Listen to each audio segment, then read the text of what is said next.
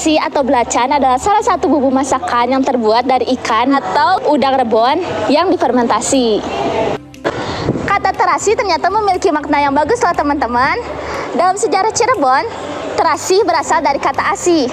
Kalau di bahasa Sunda, asi itu memiliki arti cinta atau suka. Dengan penambahan ilmu hunter, maknanya tuh menjadi yang paling dicintai atau yang paling disukai. Namun seiring dengan perkembangan zaman, maka bahasa juga ada perubahan. Salah satunya adalah kata terasi ini. Dia tuh mengalami pengurangan suku kata. Jadi yang awalnya terasi menjadi terasi. Begitu teman-teman asal kata dari terasi. Terasi pertama kali diciptakan oleh Pangeran Walangsungsang atau Pangeran Cakrabuana, seorang pendiri kerajaan Cirebon.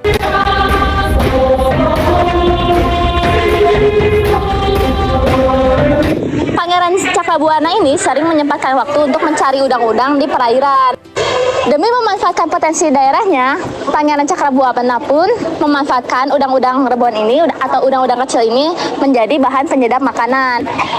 Bahan penyedap makanan ini pun yang terbuat dari udang-udang ini bahan jadi komoditi utama yang jadi salah satu upeti dan perdagangan dengan daerah Sunda Galuh.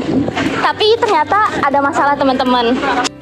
Masalahnya itu, Kerajaan Cirebon ini ada suatu saat dia tuh memberhentikan si upeti-upeti terasi ini, dan tentunya ini tuh bakal berdampak banget ke Kerajaan Sunda karena Kerajaan Sunda tuh bisa dibilang kalau zaman sekarang tuh bisnisnya kebanyakan di bidang makanan. Nah, makanan mereka itu enak karena terasi ini.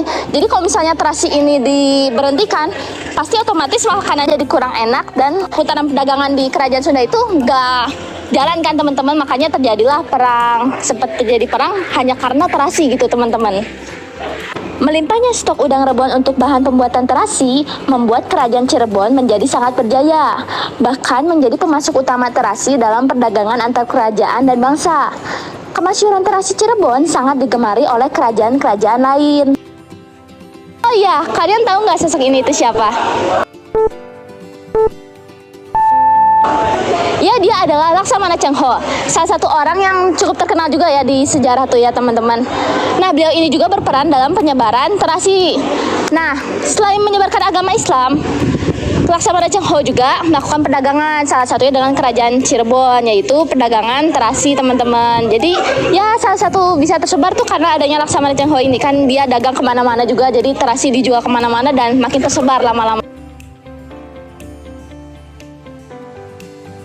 Terdapat beberapa jenis terasi, diantaranya terasi udang, terasi belacan, terasi ikan, terasi petis, dan terasi kering. Terasi udang, terasi ikan, dan terasi belacan merupakan jenis terasi yang dibedakan berdasarkan bahan bakunya. Terasi belacan dan terasi udang menggunakan bahan baku udang, sedangkan terasi ikan menggunakan bahan baku ikan. Yang menjadi perbedaan antara terasi udang dan terasi belacan adalah asal dari terasi tersebut. Terasi udang merupakan terasi yang berasal dari Indonesia, sedangkan terasi belacan merupakan terasi yang berasal dari Malaysia dan Singapura. Sedangkan untuk terasi petis dan terasi kering merupakan terasi yang dikelompokkan berdasarkan fasanya. Terasi kering merupakan terasi yang dikeringkan yang bertujuan agar menambah masa awet dari terasi tersebut. Sedangkan terasi petis merupakan terasi yang dicairkan yang biasanya digunakan sebagai saus atau pasta yang menambah cita rasa dari hidangan tersebut.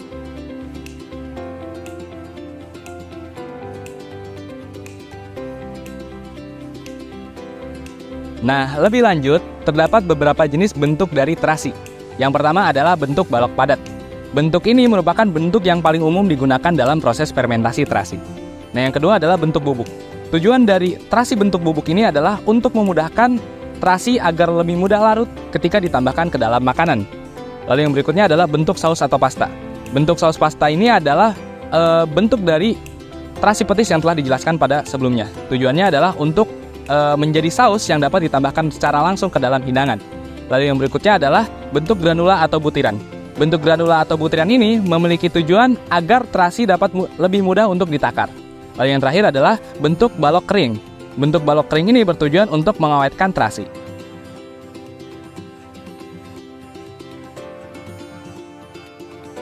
Nah, yang terakhir, terasi memiliki rasa dan warna yang khas.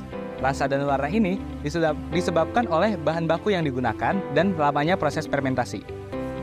Terasi yang menggunakan bahan baku udang dan ikan serta memerlukan proses fermentasi yang relatif lebih singkat, biasanya akan menghasilkan rasa yang asin dan gurih, serta akan menimbulkan warna merah kecoklatan atau coklat tua. Sedangkan apabila proses fermentasi tersebut lebih lama dari biasanya, maka akan menghasilkan rasa yang pahit dan warnanya akan relatif lebih gelap dan mendekati kehitaman.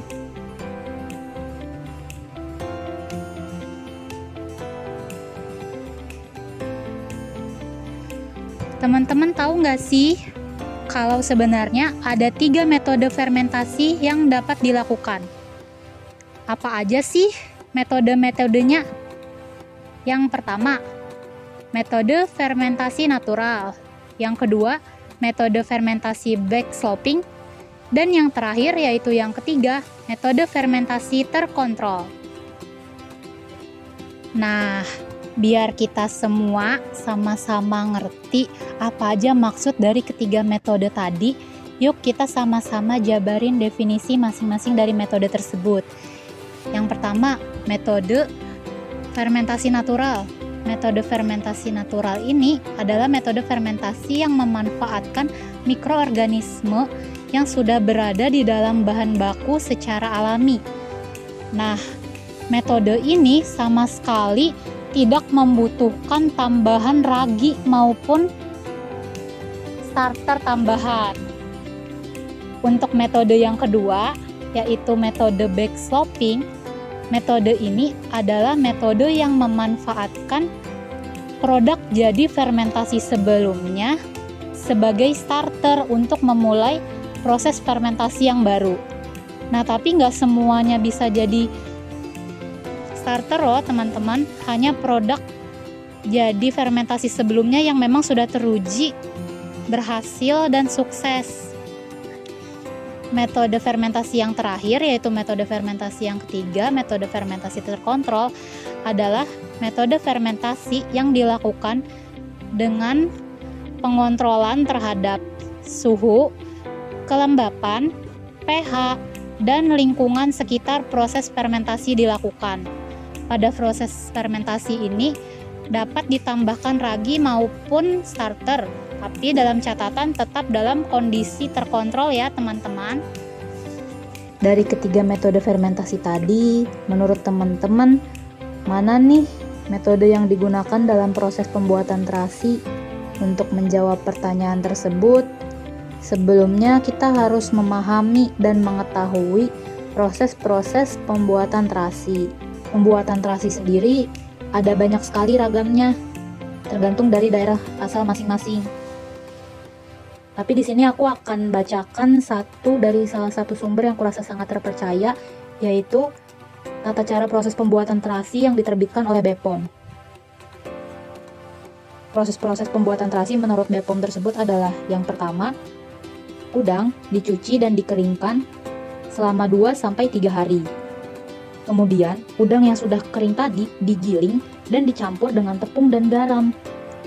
Kemudian, campuran udang tadi ditumbuk sampai halus, kemudian ditambahkan air dan diaduk hingga membentuk pasta adonan padat. Lalu, adonan dilempengkan, dijemur lagi 3-4 hari. Kemudian ditumbuk lagi dan diairi hingga semakin menggumpal dan kokoh. Yang terakhir, lempengan yang telah ditumbuk, diairi hingga menggumpal tadi dibungkus plastik selama 3-4 pekan pada suhu ruang. Kalau dari proses pembuatan yang sudah aku bacakan tadi, kurasa teman-teman juga sudah pada tahu nih proses pembuatan terasi yang tadi aku bacakan itu menggunakan metode apa. Nah, bener banget teman-teman, metode yang digunakan untuk pembuatan terasi, metode fermentasinya adalah metode fermentasi natural, di mana proses pembuatan fermentasi terasi ini sangat bergantung dari mikroorganisme yang memang sudah ada di dalam bahan-bahan seperti udang atau mungkin kalau terasinya dibuat dari ikan.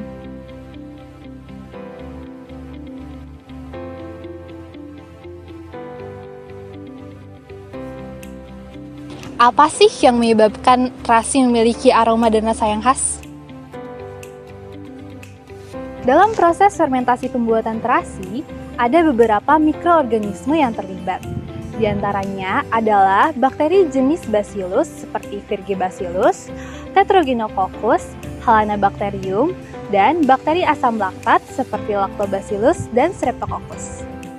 Mikroorganisme ini berperan untuk mengaktifasi enzim-enzim seperti enzim protease, amilase, dan lipase yang menyebabkan komponen-komponen karbohidrat, protein, dan lemak dalam bahan baku pembentukan terasi terdegradasi menjadi komponen-komponen yang lebih kecil dan lebih mudah diserap oleh tubuh, serta memiliki aroma dan rasa yang khas terasi.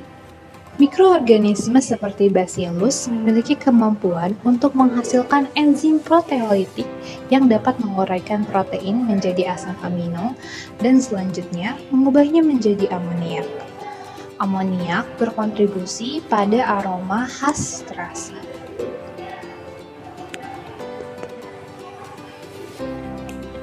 Bakteri-bakteri seperti Bacillus juga menghasilkan enzim lipase yang berperan untuk menghidrolisis lipid menjadi gliserol dan komponen-komponennya seperti asam lemak. Proses ini menjadi salah satu penyumbang profil rasa dan aroma khas terasi. Dalam proses fermentasi terasi, karbohidrat dipecah dengan bantuan enzim amilase. Mikroba yang terlibat, salah satunya jenis Bacillus, berperan dalam proses glikolisis ini, mengubah glukosa menjadi asam pirufat sehingga menghasilkan energi dalam bentuk ATP. Energi ini selanjutnya digunakan oleh mikroba untuk melakukan berbagai aktivitas biologis dalam proses fermentasi. Asam pirufat juga berperan dalam pembentukan profil rasa dan aroma pada terasi dengan melibatkan aktivitas mikroba, terutama bakteri asam laktat seperti Staphylococcus psilocycus, secara anaerob.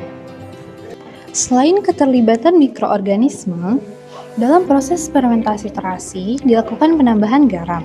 Penambahan ini berperan untuk menambah cita rasa khas terasi serta mencegah bakteri pembusuk tumbuh, sementara bakteri asam laktat dapat tumbuh dengan baik.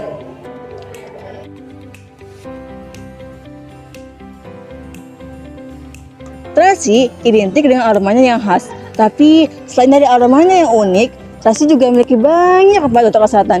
Yuk cari tahu apa aja manfaatnya. Terasi mengandung vitamin D dan fosfor. Ini dapat meningkatkan kesehatan tulang, mencegah osteoporosis, dan menurunkan risiko patah tulang. Terasi udang mengandung triptofan yang membantu mengeluarkan serotonin, hormon yang dapat meningkatkan mood.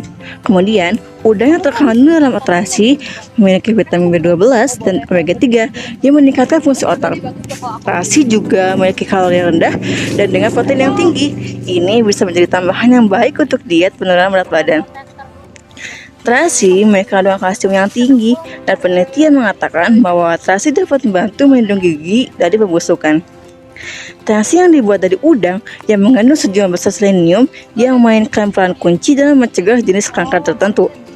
Terakhir, terasi juga mengandung antioksidan yang disebut astaxanthin yang berhasil meningkatkan kesehatan kulit, sehingga mencegah keriput dan melindungi dari kerusakan akibat sinar matahari. Ada beberapa daerah yang terkenal sebagai penghasil terasi di Indonesia, contohnya Cirebon, Tuban, Bangka, dan Lombok.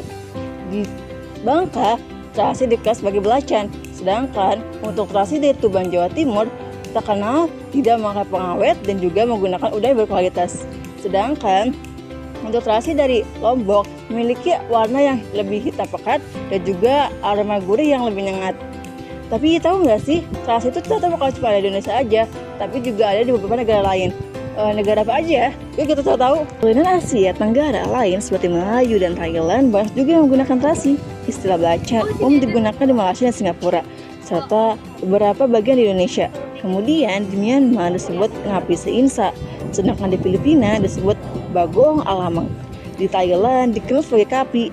Vietnam ada makrau dan naptom. Jepang dan Korea juga ada memiliki bahan makanan mirip terasi. Ada fermentasi udang atau hewan laut kecil lainnya yang disebut shoka di Jepang. Sementara di Korea dikenal dengan nama saewot injot. Bentuknya lebih mirip petis di Indonesia, yakni pasta. Bisa dicampur dengan air untuk dijadikan kaldu atau membuat cocol.